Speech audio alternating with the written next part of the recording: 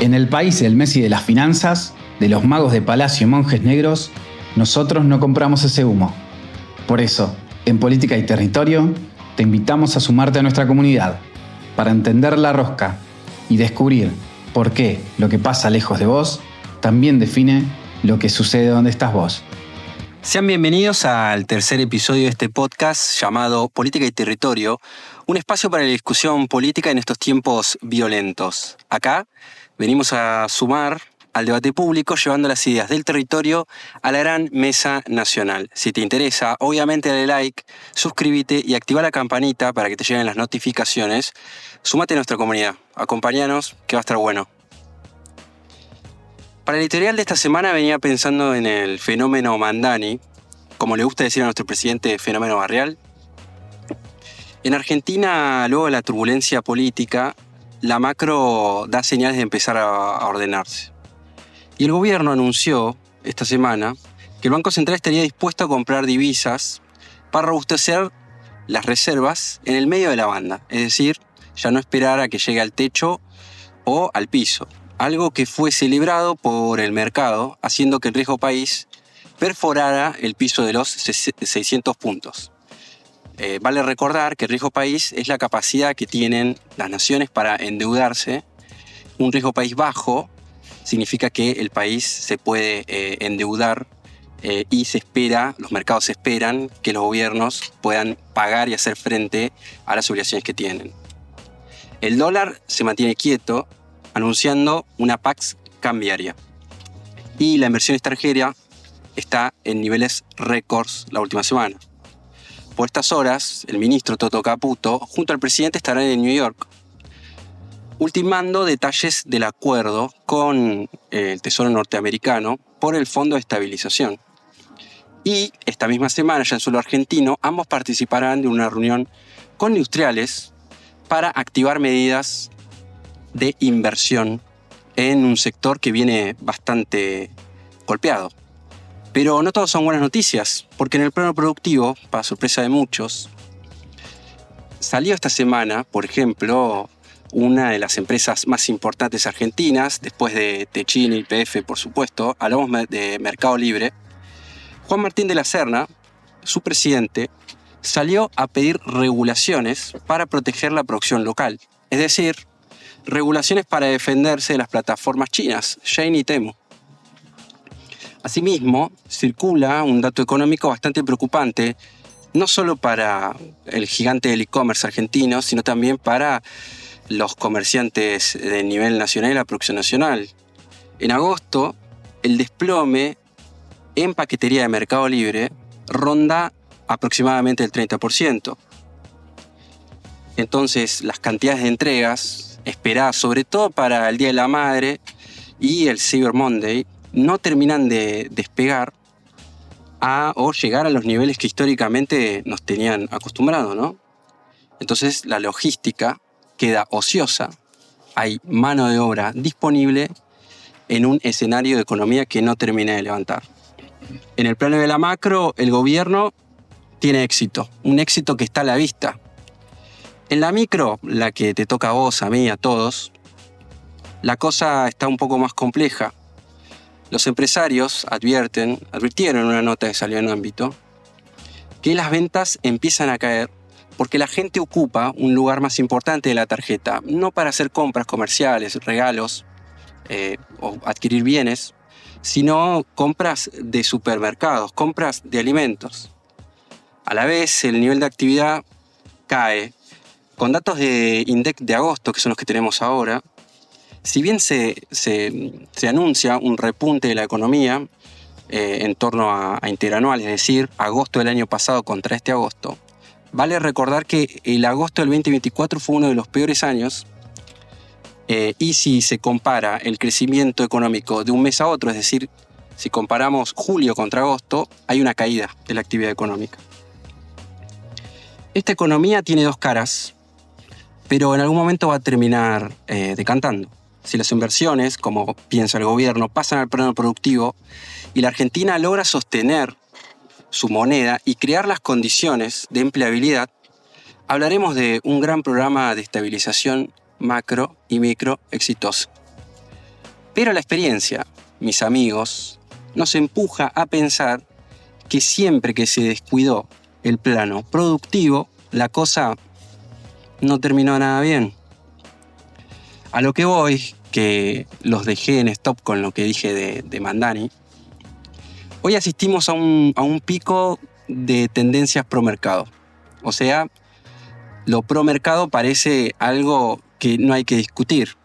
En el peronismo se descubrió que el déficit fiscal era malo y que el mercado al final es bastante más importante de lo que se solía pensar. Solo les recuerdo que cuando Milei salía por los medios allá en Intratables a plantear reventar el Banco Central y dolarizar, atacando el déficit fiscal, parecía un loco que hablaba en soledad. Esa tendencia hoy es mainstream. Todos sabemos que había que hacer cosas y esas cosas se terminaron haciendo. De la peor manera, se pudo haber hecho de una manera quizás más equilibrada, pero hoy se están haciendo y eso nadie lo discute. Sin embargo, en otra parte del mundo, un joven alcalde, probablemente de la ciudad más importante del mundo, hablamos de New York, propone subsidios al transporte, subsidios a los alquileres e impuestos a los que más ganan, a los ricos. Son posiciones pro-estados. Estas posiciones son cíclicas, a veces son pro-estados, a veces son pro-mercado. Me interesa discutir más que quién está más en contra o más a favor del déficit fiscal, algo que me parece bastante estéril. Me interesa entender si no es este el momento de empezar a profesar, quizás en soledad, el retorno de una variante moderna y ayornada de un Estado presente. Y con esto quiero dar al pie y saludar a la mesa. Rodri Fernández en la producción. Buenas, Rodri. Rodri Martínez nos acompaña también. ¿Todo bien? Luchito, por supuesto. Muy bueno, ¿cómo va? Y Robin. Hola, ¿qué tal? Your King. Bueno, ¿qué me cuentan de esto? ¿Tenemos un Mamdani argentino, una versión argentina de Mamdani? ¿Vos qué decís, Luchito? Yo lo primero que pensé en relación al fenómeno Mamdani, que tiene que ver con el primer reflejo que se empezó a pulular por las redes, que tiene que ver más que nada con una idea de, bueno, ya está, tenemos la fórmula. Repliquemos la campaña de Mamdani, busquemos un candidato que tenga ese perfil y vamos para adelante. Me parece que esa mirada peca de simplista. Detrás de Mamdani lo que hay, entiendo yo, y es lo que venimos hablando en los sucesivos episodios de este espacio, lo que creo que hay detrás de Mamdani es soporte político. La historia de Mamdani se escribe en una serie de legados y de militancia. Él mismo se reconoció como socialista democrático. Un espacio político bastante relegado dentro de la historia ultracapitalista de Estados Unidos, por eso es un fenómeno tan importante y tan relevante. Y no solo eso, sino que él ha participado y ha militado en juicios, en ayudar y asesorar en juicios ejecutivos, lo que lo denominan desahucios, a la comunidad afroamericana de Queens. Tremendo. Se ha ganado un reconocimiento de amplios sectores, no solo afroamericanos, sino también de diferentes etnias por su propia identidad. Tiene padres de ascendencia india y africana. De hecho, su padre es un académico que ha desarrollado buena parte de su teoría en relación a estudios africanos. Es decir, no es un personaje que se creó de un día para el otro, sino que viene de larga data. Entonces, creo que tratar de reproducir el fenómeno como un paquete de mercado libre va a quedar corto. Sí, tal cual. Cada uno además imagina, como es lo que vos decís, Lucho, las experiencias locales son son importantes, pero acá hay algunos fenómenos que se le pueden llegar a aparecer, ¿no? Pienso en el caso de Monteverde, era el intendente de... Sí, Monteverde, no, intendente no, candidato a intendente de... Bueno, sí, intendente electo de Rosario, que cuando uno compara a grandes rasgos, ¿no? Porque obviamente son dos ciudades con muchísima diferencia entre sí, ya desde la composición social, étnica y demás, pero hay algunas políticas que son, o algunas propuestas de política que son muy similares. Rosario tiene una gran capacidad, digamos, para ejecutar políticas públicas, y entre esas políticas que él promovió durante su campaña para ser intendente de Rosario, tenía muy presente esto de, bueno, lo necesario que es la intervención del Estado para adquirir, por ejemplo, viviendas propias, que es un problema que tiene Rosario, la urbanización de barrios populares, la utilización de terrenos ociosos del Estado para, digamos, poder generar ese movimiento que hoy por hoy creo que es uno de los problemas que por lo menos nuestra generación la atraviesa muy fuertemente, y la siguiente, digamos, no la toca ni de cerca, digamos, que es tener una casa propia. Sí, pero hoy la discusión política está más en torno a por qué el Estado te tiene que proveer de eso y no se provee de manera eficiente a través del mercado, ¿no? Tal cual, por eso digo, ahí es donde... hoy es esa discusión. Sí, por eso es lo que Monteverde pone sobre la mesa.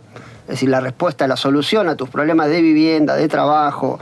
Además, no es no tiene una salida del mercado, sino que lo que él propuso, y por eso ganó las elecciones también, fue que el Estado, tanto en eso como en otras políticas que son, digamos, de corte progresista, en un contexto nacional que va a contramano. ¿Qué es Monteverde? ¿Monteverde qué es?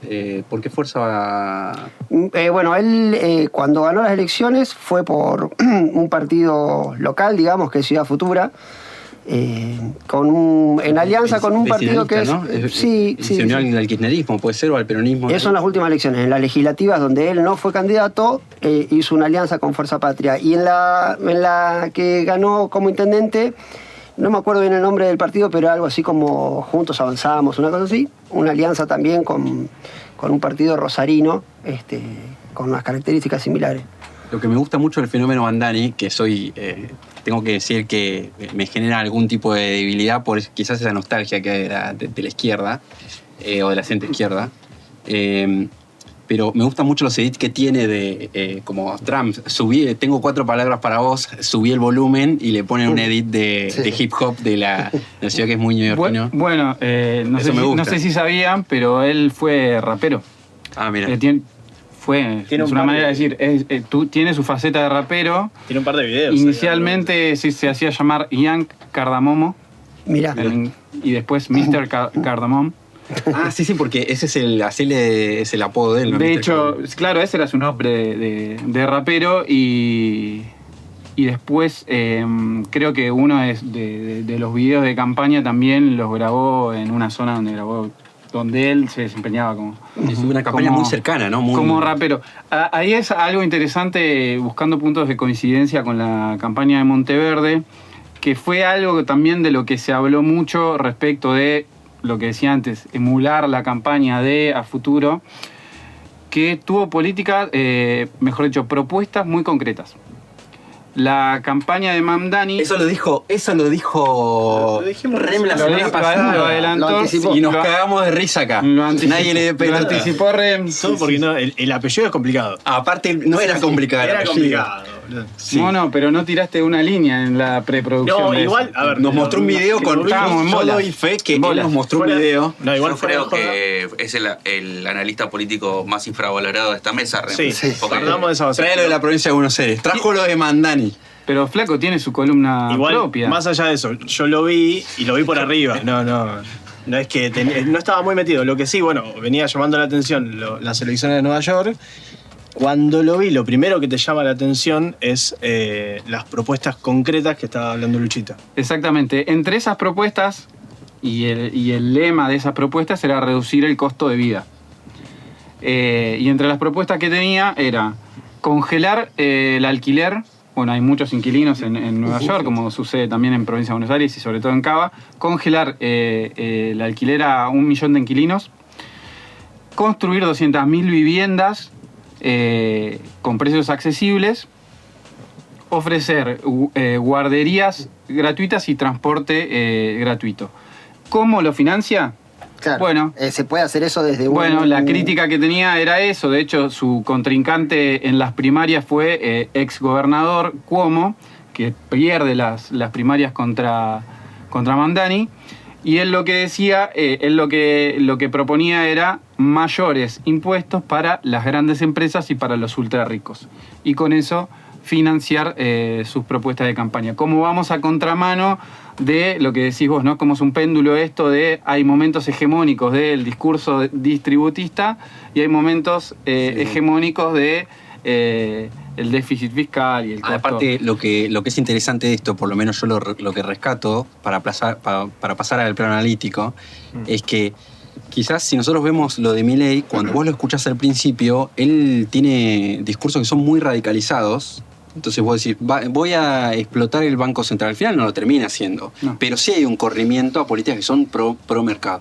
Y con Mamdani me parece que funciona, me parece mucho más interesante, de hecho, como plataforma de discusión, la que se propone en la arena interna norteamericana, de que es verdad, plantea cosas que parecen bastante difíciles de llevar a cabo, pero que al final lo que terminan reivindicando son políticas de intervencionismo estatal, que es difícil ver que todo lo que promete sea cierto, pero es claro que la direccionalidad que va a tener la política va a estar orientada a ese lado, ¿no? ¿Va a quedar solo en un fenómeno barrial de Nueva York o va a ser tendencia mundial de este péndulo que parece ir de izquierdas a derechas cada 10, 15 años? Pero es más interesante esa discusión que la que yo veo hoy internamente. Sí. Hablamos de lo que el oficialismo hoy muestra los éxitos, pero con algunas alertas que empiezan a sonar en ese avión que es la economía argentina, ¿no? Hoy el avión va, pero con algunas alertas. Ahora, del lado del peronismo se están matando para ver quién es más promercado, si vos lo ves. Hoy leí una nota de Culfas, se las colgué para que lo veamos en proproducción, en la parte que nosotros tenemos para discutir acá. Hay una nota de Culfas, con lo bien que me cae Culfas a mí. Sí, nos dimos cuenta. Que sale a matar a Máximo porque dice que lo que dice Máximo aleja al mercado. Y en algún punto están como todos peleándose en esa, ¿no? Sí. Como no, todos estamos de acuerdo que no queremos déficit fiscal. Y sí, lo puteaban a Máximo porque después de la victoria de la provincia de Buenos Aires salió a decir que hay que cobrarle impuestos a los que se llevan la guita para afuera. Los que vienen invierten y se lo llevan. Y eso fue como el chivo expiatorio después de por qué el riesgo Cuca es tal. Claro, es tan fuerte. Sí, las críticas más importantes me parece que es más la falta de programa que cualquier otra cosa, ¿no? A mí me interesa el plano de lo discursivo, retomando, ¿no? Sí. Milei, cuando comienza el fenómeno Milei, muchos no lo vimos y empezó a dar vuelta y a tener cabida, hasta que se fue amplificando cada vez más, arranca justamente con esto que vos decís, ¿no? Porque ¿qué es la hegemonía? La hegemonía es tratar de encontrar que un sector del poder económico, poder político, busque tener un liderazgo, no solo moral, sino intelectual. Exacto. Entonces ahí es donde se inscribe la lógica discursiva de Milei. Y ahí es donde empieza a tornarse un poquito más complejo y no ser el títere o el payaso o el loco como lo que se venía proponiendo o el análisis que surgió como reflejo desde el lado de la oposición. En ese sentido, me gusta algo que dijo Mamdani después de apenas ganadas las elecciones. A ver si les suena algo, dos cositas si les suena algo. Hay una mezcla que a mí me... Hay una mezcla que a mí me resonó. Dijo, el futuro está en nuestras manos. Y punto seguido. Amigos, hemos derrocado una dinastía política. No sé si ven ahí, yo encuentro un mix de dos cosas. de dos referencias. Sí, sí. A ver, ¿a quién? Anticasta. A ver si la pegan. Veo dos retóricas, dos cosas que Obama puede resuenan. ser. Hay un guiño No, Obama. pará, ¿no? yo creo que Néstor, después del quilombo institucional de 2001... Vos decís que Mamdani lo estaba lo leyó. no, quizás, pero Lo me suena estudió. eso, me suena eso. Capaz que... El futuro está en nuestras manos. Hay una letra de Los Redondos hiper. No, pero pará, En Nueva York se escucha hiper y banda. recontra. No estoy diciendo eso. Lo que estoy diciendo es esto. Pongan Bueno, un poquito de imaginación, El hermano. Indio Solari vivió mucho tiempo en New York. Un poquito de imaginación, hermano. En una de esas tomaron un Lo café. que en digo algún es, momento. fíjate esta retórica. Por un lado, apelando a esta cosa popular, ¿no? Sí, sí, Del sí. futuro está en nuestras manos. Si al final la retórica es popular. ¿No? Y por otro lado, atacando, en este caso no dice dinastía, no dice casta, pero dice dinastía política. Ah, bueno. Sí, Hemos derrocado una dinastía política. sí, tal cual. Acá hablamos de casta política y él está hablando de dinastía política, que quiénes son los magnates, que de hecho los lobistas y los magnates de inmobiliarios de Nueva York pusieron mucha guita en contra de, y estuvieron agitando Creo que en tuvo un- contra de la campaña de Tuvo un Mamdani. cruce muy importante con 50 Cent, si yo no me equivoco también. Se hizo muy mediático Sí. en, Vi un tweet. en las redes. Sí, yo también vi algunos recortes. Nada, muy interesante esto que está pasando en el norte. También me interesa lo que está pasando a nivel local, con esto que les comentaba un poco en la editorial, ¿no? La cuestión económica, este avión que conduce la Argentina, digamos que Milei está en la cabina de control y el piloto es Toto Caputo, viene pilotando, viene funcionando y algunos aretes empiezan a aparecer. Sobre esto hay algunos empresarios que como Grobo y otros, que empiezan a posicionarse, como lo hizo en su momento Pierpaolo, el CEO de Ualá y otros de Coco Capital también, salieron a bancar al gobierno. ¿Cómo ven ustedes la economía? ¿Qué es lo que creen que está pasando? ¿Y para dónde creen que va a terminar decantando este fenómeno que estamos viendo, ¿no? Sí, yo no quiero ser demagogo, pero me parece, está bien la opinión de los empresarios, porque el país se construye entre todos, pero me parece que ahí se rompió un poco el correlato entre lo que fueron las elecciones nacionales, pero no es de ahora, digamos, es algo que venía pasando y se entrecruza con la idea del riesgo Cuca. ¿Por qué da ese movimiento contrario, digamos, el tener más votos? Por lo menos lo que yo veo, ¿no? Y por ahí es para poner en consideración, con respecto a que la economía va bien, de que estamos en el camino correcto, de que esto va a mejorar. Siempre después de las elecciones dejan de verse encuestas y demás. Pero el riesgo Cuca, yo ahí lo planteo, chicos, para generar un poquito de incomodidad, ¿eh? Pero al final los que profesaban el riesgo Cuca un poco de razón tenían. ¿O creen que es autosugestión por parte del gobierno? Porque terminaron las elecciones, el riesgo país cayó, el dólar se mantuvo. Sí, hay obviamente, digamos, era lo que estaba en juego y yo creo que realmente estaba en juego, pero también, digamos, hay una economía, no sé si decirle real, pero una economía cercana, digamos, a los trabajadores que no está dando resultados y que para mí eso, en esto, no sin agitar ningún fantasma de nada, pero en esta época del año me parece que es cuando más se pone sensible la situación económica, sobre todo de los trabajadores y de los informales todavía, digamos, hay mucho descontento, digamos, aún con la cantidad de apoyo que recibió el gobierno nacional en las elecciones. Sí, aparte lo decías vos mismo, Facu, el Mercado Libre está pidiendo Las regulaciones. regulaciones, boludo. Para Y no- competir con A ver, igual, Shein y Temu. sí, igual lo que está pidiendo es importar ellos y que lo regulen ellos a las importaciones.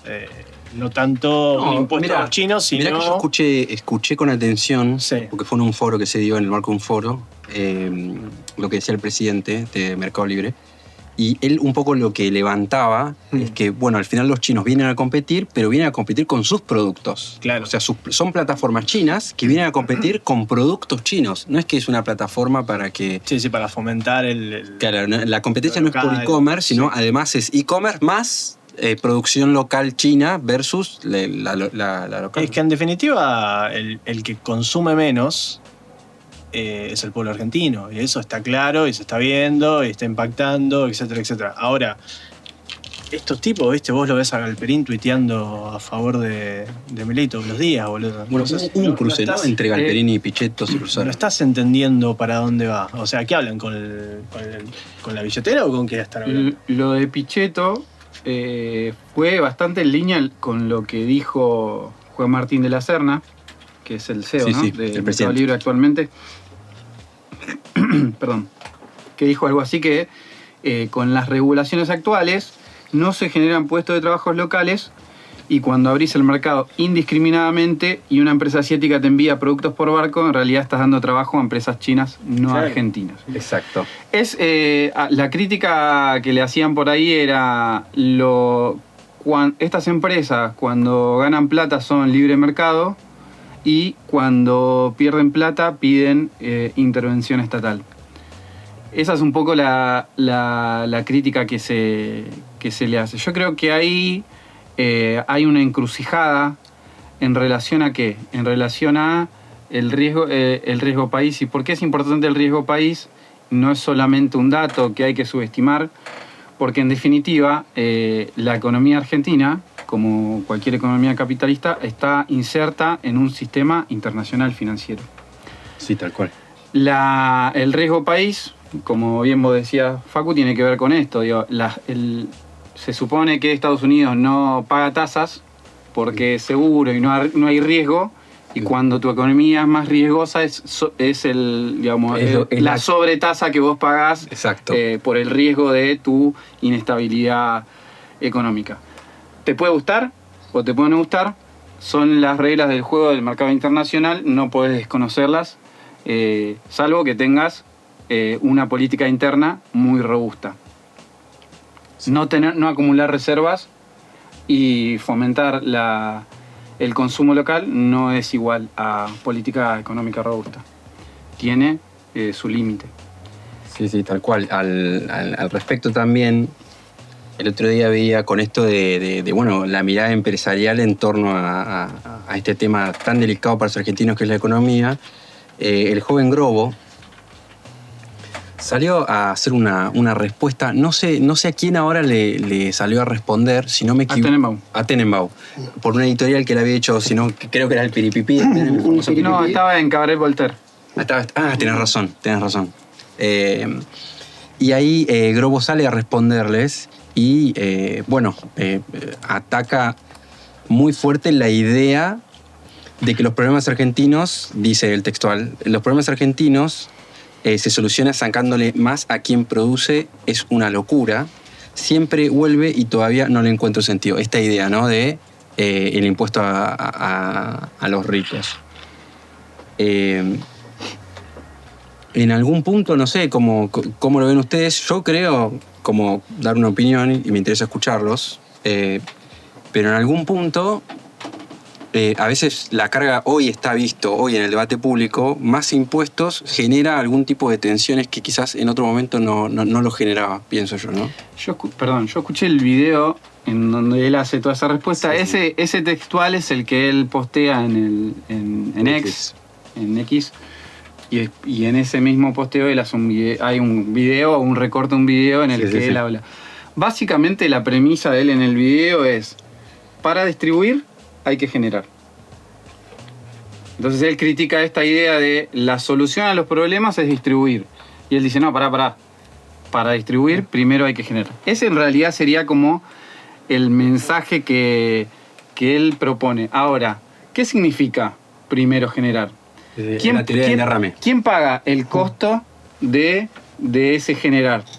Ahí es donde para mí se desnuda la visión y la mirada empresarial. Si vos, yo estuve siguiendo un poco el discurso de varios sectores. Hay un asesor del agro, de un grupo de empresarios de la agroganadería que se llama CREA, también relacionado con Grobo y con esos grupos, que dijo algo así, para que lo tengan por acá. nos tendremos que acostumbrar... porque no sé si estuvieron viendo que se está hablando de, ya hace rato, hace unos días atrás o semanas atrás, se está hablando de la suba de los precios de la carne. Sí. Que parece que vienen muy importantes por el tema de las fiestas. Yo vi que medio que en toda la región, pero independientemente de eso, ¿qué dijo este asesor de empresarios del agro? Dijo, nos tendremos que acostumbrar a que comer carne vacuna es un gusto caro como en cualquier parte del mundo. Ahí es donde empezamos a ver cómo se desnuda la mirada empresarial y cuál es la visión que tienen de desarrollo, que en mi opinión... A ver, ¿qué es lo que primero uno observa? Que el interés que tiene es un interés de parte, y eso está claro y eso es obvio. Y me parece que desnuda algo importante para el debate público, que es que cada sector tiene un interés y que el conflicto es inherente a la política, es inherente a toda sociedad. El rol del político es justamente mediar en esos conflictos. Siempre va a haber conflictos entre gremios, patronales, estos tipos que quieren exportar en vez de fortalecer el mercado interno. Siempre va a haber conflicto. Ahora, ¿quién regula ese conflicto? El Estado Nacional. El Estado Nacional debería regular en pos a la mejora del ciudadano, que es el que en definitiva lo vota para que lo proteja de estos intereses. Y hoy estamos en bolas. Sí, lo que pasa es que el contrapunto es que a veces, habiendo hecho tan malas gestiones sobre los controles que se tuvieron que haber hecho, sí. Hoy en día tenés esta proclama de que el mercado encuentra en la oferta y la demanda la mejor forma de distribuir bienes y servicios. Pero bueno, esto es una manta corta, porque al final la idiosincrasia del argentino hay que ver hasta dónde tolera esta situación, porque en principio yo creo que hoy existe un discurso, como les decía, que es pro mercado, en donde todas estas cuestiones son toleradas. Pueden o no tener más o menos asidero, ¿cierto? Pero hay incomodidad en el pueblo, en la gente. Yo creo que hay una situación incómoda, que es difícil de... Sí, pero también hay soporte y hay validación, digamos. Me parece que esto de que la sociedad está a punto de estallar... No. O que, bueno... No es ese punto, pero hay una incomodidad. No dije, claro, hay una situación que no es... Pasamos de está a punto de estallar, hay una incomodidad y por otro lado tenés un sector de la población amplio en los márgenes de la participación, que quizás fue menor a otras instancias electorales, que ha revalidado las políticas del gobierno. Eso está claro. Y estamos hablando de un espectro bastante amplio, digamos. Si bien hay algunos análisis que intentan decir que el voto se terminó yendo hacia la derecha clásica, yo creo que eso es bastante difícil de determinar a ciencia cierta, y me parece que en términos generales uno también lo ve. Hay validación de los sectores populares, también hay validación. Esa validación, para lo que decía hace un rato, hace cortocircuito con el temor a que el riesgo cuca, digamos, lo que veníamos hablando. ¿Por qué? ¿Dónde nace la validación? Es sobre el rumbo económico, es en defensa propia por una posible estallido de evaluación, lo que fuera, o porque ideológicamente comparte lo que propone la libertad de avanza. Pero esas reglas son reglas internas de la política, reglas que además, siempre los políticos tienden, no porque los políticos, porque la política y el poder tienen un poco esta dinámica. A veces comunicacionalmente es importante generar la polarización y no creo que sean armas inválidas salir porque de hecho del lado del peronismo también se ha hecho con Milei. Esto de que ojo porque vas a poner un loco, explota todo, echan a todo. Bueno, siendo gobierno uno mismo, digamos, por una situación muy... No, pero en algún punto es como decir, en algún punto decirles a la población, en términos comunicacionales, institucionales, son ellos o somos nosotros, o es el abismo, es muy malo institucionalmente, pero tiene muchísimo rédito en términos de campaña política. Entonces, y esas armas, lamentablemente, la usa todo el espectro. Es decir, la Argentina tiene un índice muy bajo de institucionalización en la competencia política, pero muy alto en términos de campaña política, porque tienden a polarizar y así son los electorados. Pero yo pienso que en esta oportunidad... La sociedad prefiere y dice... este mal que tengo ahora es menos malo que si el peronismo volviese al poder, una gran mayoría, ¿no? Porque la mayoría, hay que recordar que votó en contra del programa económico actual. Sí, y muchos no fueron a votar. No, pero la mayoría, porque el 48% sacó el gobierno a nivel nacional. ¿Cuánto? ¿47? ¿41 no fue? Sí. 41, sí. ¿A nivel nacional? Sí, sí. ¿41? Sí. Bueno, Llegó a penitas al 40. entonces dije cualquier cosa, perdón, pero todos los que no lo votaron al gobierno son personas que no están de acuerdo con ese programa. Entonces el gobierno no ganó esas elecciones, siguen siendo la primera minoría, pero la mayoría de los argentinos no están de acuerdo con ese programa. Sí, pero fue un shock político importante. Vendelo como Ahora quiera. creo que lo que resta por verse es si ese shock político le alcanza o lo traduce en una estabilidad macroeconómica que le permita un desarrollo económico, industrial y estable y sostenible. Sí, tal cual. Eso está claro. Bueno, muy interesante lo que pasa con la economía. Es algo para también seguirle con esto de las reformas. El tema económico va a ser algo que va a dominar la agenda pública acá en adelante, y tan cerca de las fechas es clave ver cómo funcionan los indicadores, sobre todo los que tienen que ver con la micro, ¿no? El mercado interno, si levanta o no, mejora el consumo, los salarios, la presión impositiva, la deuda intrafamiliar que hay, familiar, que cada vez crece más, así que atentos a ese tema. Pasamos ahora a una columna que es la que se destaca de las que tenemos, a cargo de Rem, nuestro querido Rem, que nos trae siempre información y data fresca, data importante para debatir de nuestra querida provincia de Buenos Aires. ¿Así? Así es, Facu. Salgamos un poco de la discusión coyuntural y nos metemos un poco en los números de la gestión bonaerense. ¿De qué nos vas a hablar hoy? Hoy, como habíamos adelantado, vamos a hablar un poco de los números de gestiones que tienen que ver con 2 distritos. Esto es totalmente arbitrario y a dedo, digamos. Agarramos los datos de 2 distritos. Anduvo muy bien el reel, Ey, boludo. Ustedes no me escuchan. No confiamos. Vamos por ahí. Agarramos 2 distritos totalmente diferentes en historia, en composición, en un montón de cuestiones, pero sirve un poco para contrastar. Porque podríamos haber agarrado dos distritos vecinos o 2 distritos igual de viejos, pero no. Florencio Varela y Vicente López. Antes que nada, vamos a decir que todos los números o toda la información que volcamos tiene fundamentos. Están sacados del Ministerio de Economía de la Provincia de Buenos Aires, del último censo nacional, de ordenanzas municipales tanto de Varela como de Vicente López, como para abrir un poco el paraguas y no... Está bien, sí, para que revelar las fuentes, ¿viste? Está muy bien. Hay que tener fuentes bien señaladas, bien citadas. Por las dudas. Bueno, vamos a mirar hoy qué significan números. Todo esto para esconder que lo sacaste de Grok. Sí. Grok, decime que... Chat GPT. Sí. Pero con fuentes. Bien. Vamos a mirar qué significan números concretos gobernar 2 municipios tan diferentes del conurbano bonaerense. Lo primero, cantidad poblacional. Florencio Varela tiene más de 500.000 habitantes, según el último censo del 2022, y su población activa de 18 a 65 es la mayoritaria. Es un municipio joven que tiene muchos hijos y que va en aumento.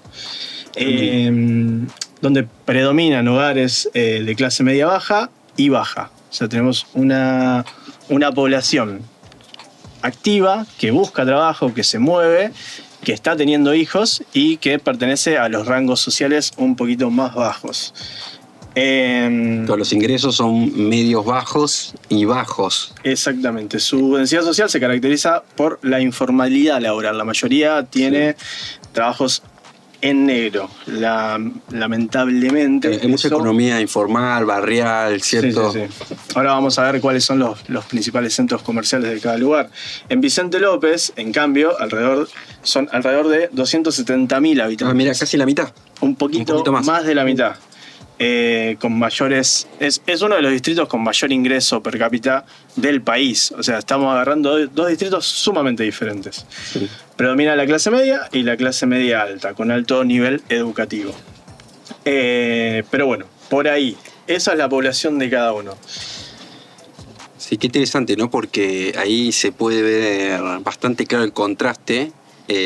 Primero, una densidad poblacional mucho más alta en Florencio Varela, que responde a la clase media baja. Sí. Y Vicente López, bueno, como decías, ¿no? Una infraestructura consolidada, baja informalidad en el empleo.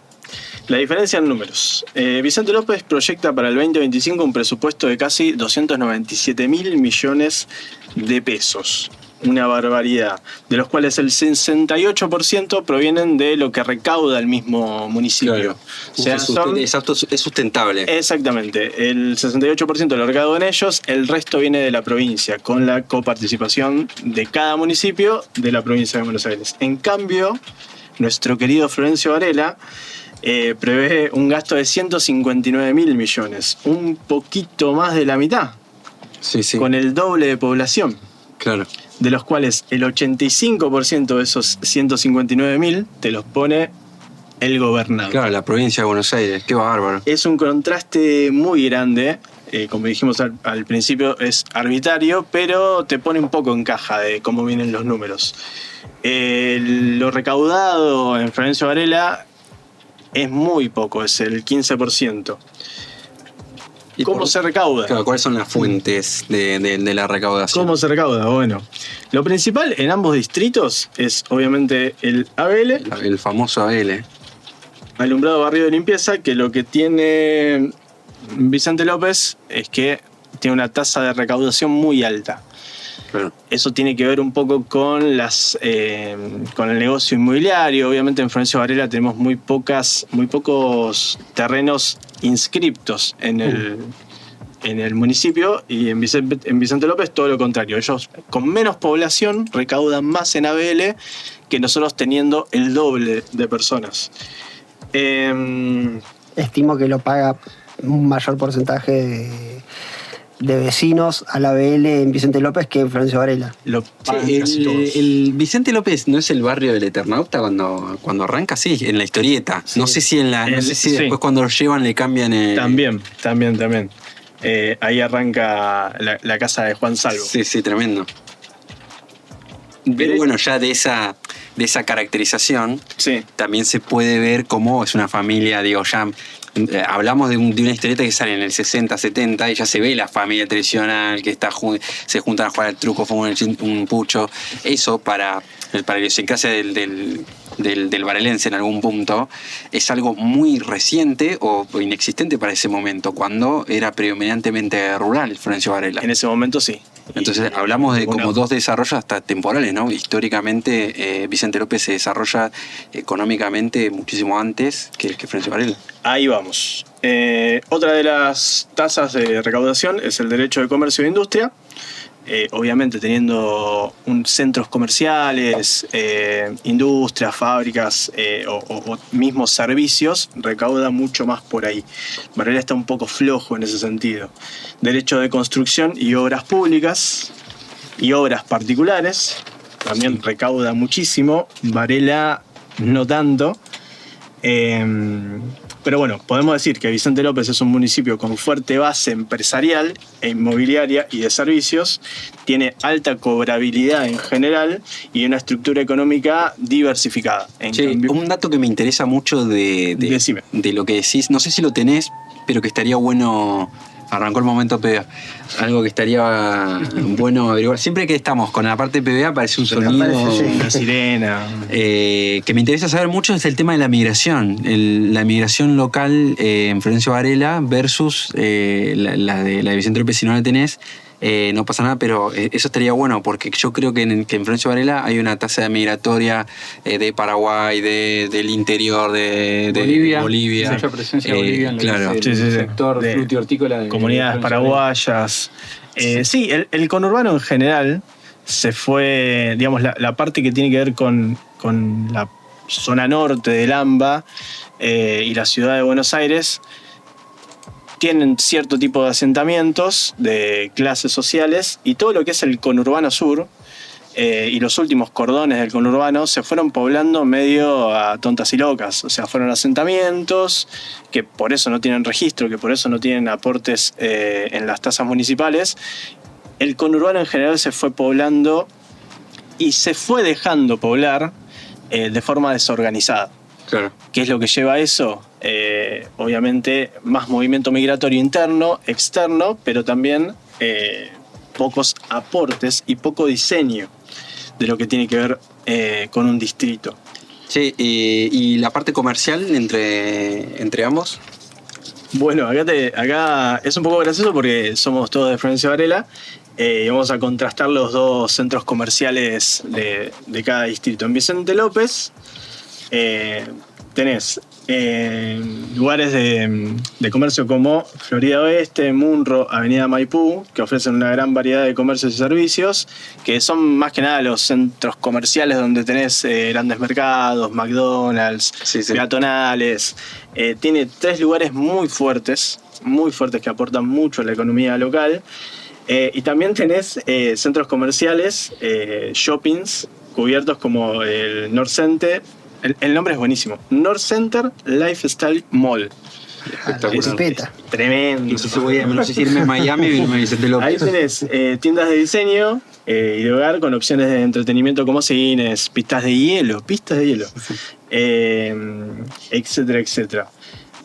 En Varela, obviamente tenés el centro comercial de Varela, Monteagudo, España, todo lo que tiene que ver con eso, que nosotros tenemos una peatonal que es medianamente nueva para lo que es el conurbano, que debe tener unos 20 años, un poquito más.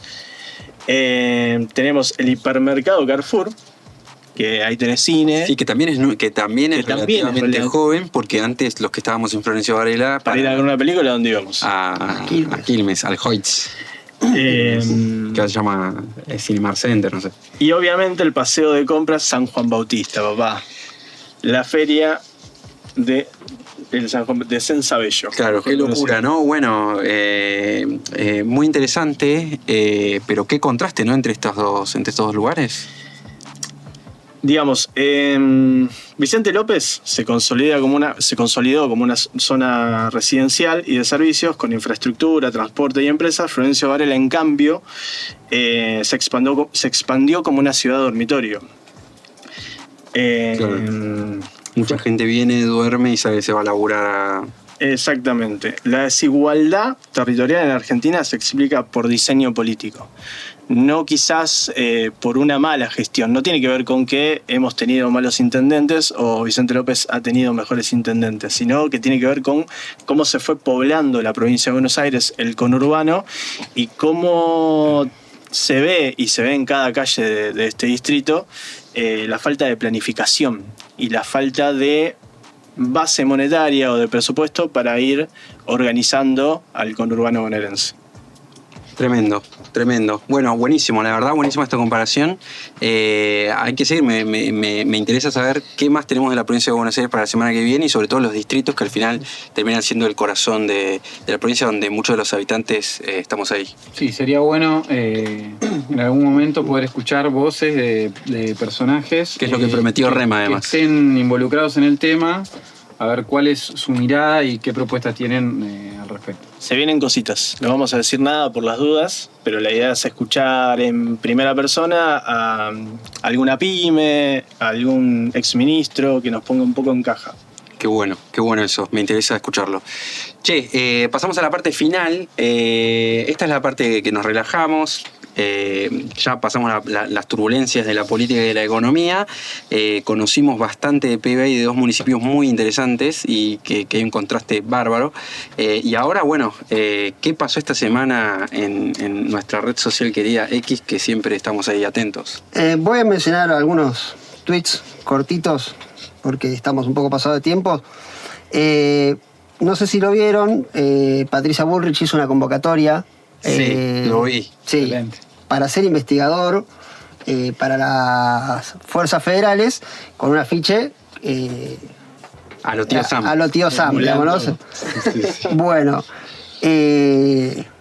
hubo muchísimas chistes en torno a eso, pero el que destacó fue el de Santiago Korowski. Lo conoce al director, creo que es creador de División Palermo. Hincha de San Lorenzo. Sí, sí. ¿El hermano de Piroyaski?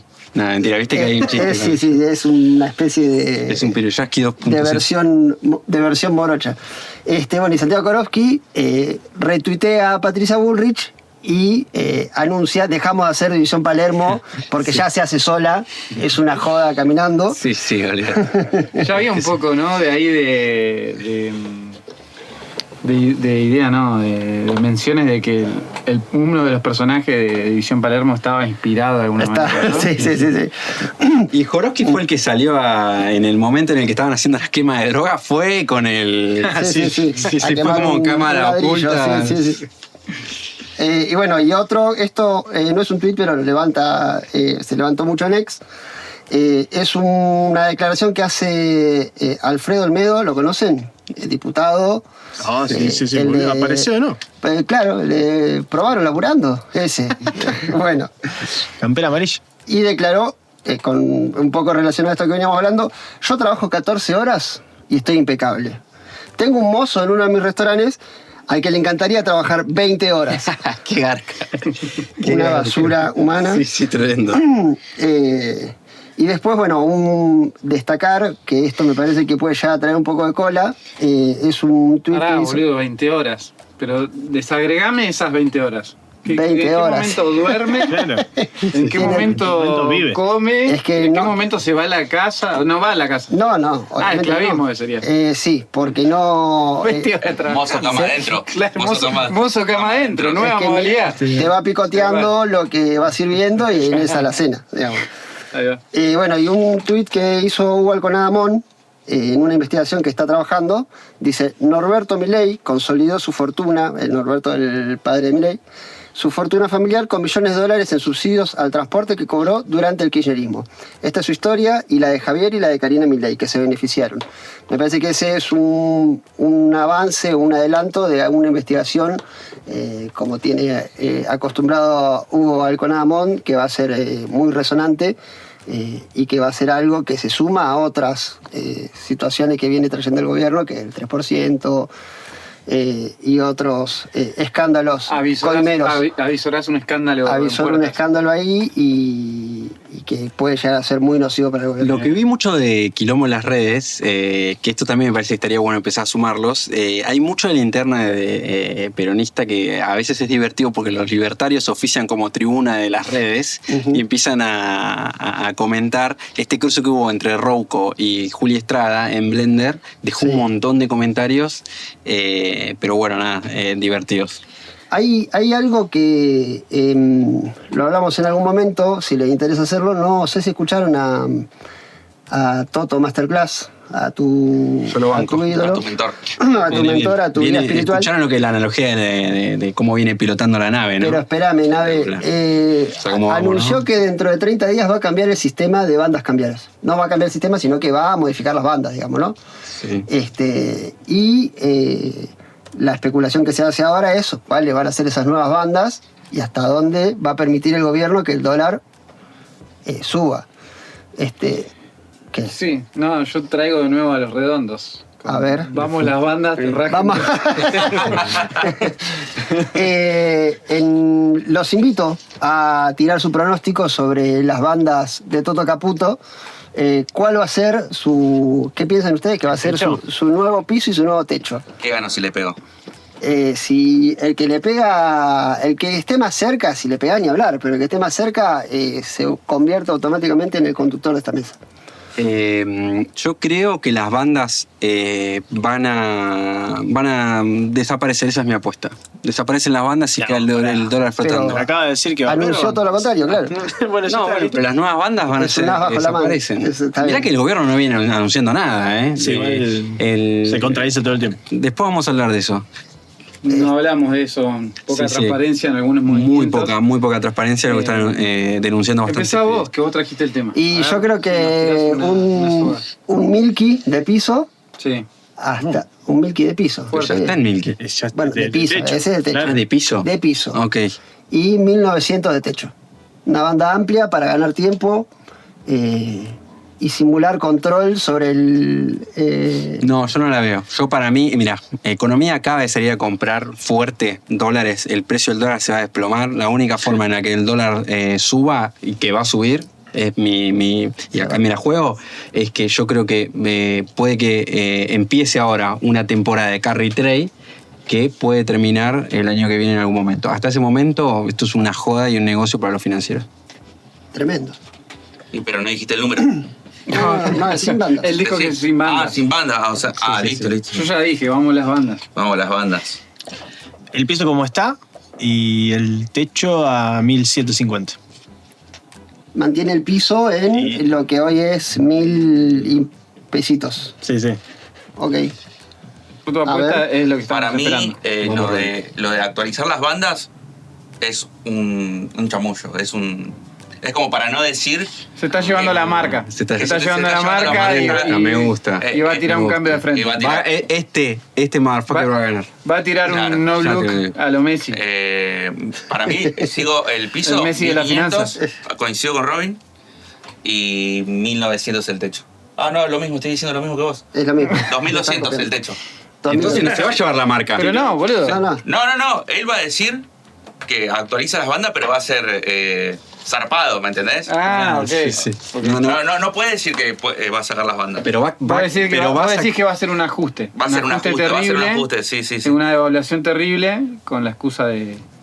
Sí, yo no la veo. Pero bueno, llegamos Son hasta... apuestas. Sí, son apuestas. Hay que tirar gol. Me encanta A mí porque me al gustaría final... también... A mí me gustaría... Es como cuando vas a jugar al pool y le pegás fuerte. Sí. Y vas a ver salir. si entra alguna, entra. Y vas a ser el capo de la mesa, además. Yo invitaría a la comunidad a que no solo se sume a la apuesta y no diga qué piensa que va a pasar con las bandas, sino también que opine un poco de lo que fue la columna de PBA. A ver, los oyentes de Varela, los oyentes de Vicente López, cómo la ven. Uy, me gusta la idea porque además podemos sacar encuestas en las redes. Pero bueno, eso quedará para una próxima edición de Política y Territorio. Llegamos hasta acá, te agradecemos por estar y nos vemos la semana que viene. Nos vemos. Esto fue Política y Territorio. Si querés seguir entendiendo cómo se construye la realidad, suscríbete y comparte este episodio. Nos encontramos la próxima semana para seguir conectando la política con el lugar donde vivís.